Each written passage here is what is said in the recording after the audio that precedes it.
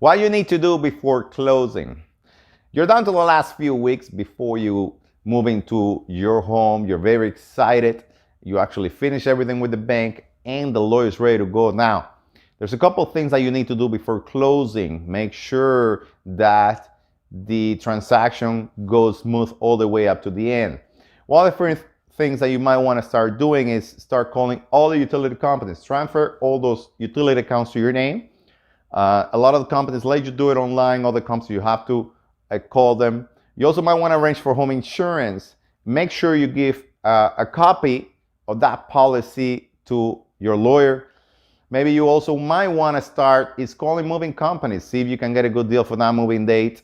There's a lot of competition for moving companies out there. And I'm pretty sure by doing a good shopping around, you can get a good deal.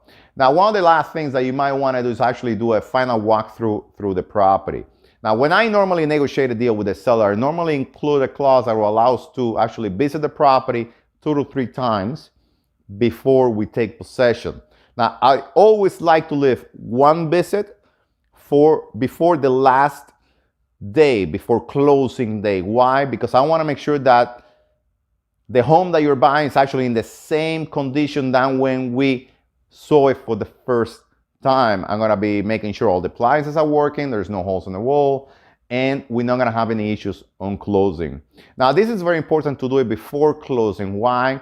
Because the minute that you close the deal, if there's any issues with any of the above, you're probably going to need to go and run after the seller so he can fix those things, or you probably even have to sue them and take it to court so he can fix any of the issues. So always follow these protocols before closing and you're gonna have a smooth transaction.